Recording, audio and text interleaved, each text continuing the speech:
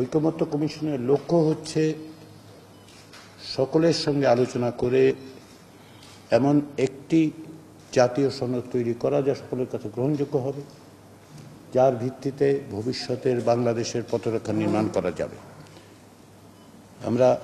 16 বছরের ফ্যাসিবাদী শাসনের মধ্য দিয়ে অগ্রসর হয়েছি, তার নিপীড়ন মোকাবেলা করেছি সকলেই, বাংলাদেশের প্রত্যেকটি নাগরিক, রাজনৈতিক দলের বাইরে যারা আছেন সকলেই সেটা মোকাবেলা করেছে। গত 53 বছর যাবৎ বাংলাদেশের শাসন কাঠামোয় এক ধরনের গণতন্ত্রের যে ডেফিসিট বা ঘাটতি আমরা লক্ষ্য করেছি, প্রতিষ্ঠানে যে দুর্বলতা লক্ষ্য করেছি, তারই ধারাবাহিকতায় আসলে একটি ফ্যাসিবাদী শাসন প্রতিষ্ঠিত হয়েছিল। সে কারণেই সকলেরই লক্ষ্য, রাজনৈতিক দল হিসেবে আপনারা, অন্যান্য রাজনৈতিক দল, নাগরিক সমাজ,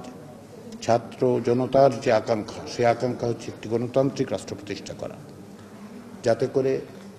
আমাদেরকে পুনর্বার এরকম অভিজ্ঞতার মধ্যে দিয়ে যেতে না হয়, পুনর্বার যেন আমাদের প্রাণ দিতে না হয়, পুনর্বার যেন গুম, খুন, বিচার বহির্ভূত হত্যার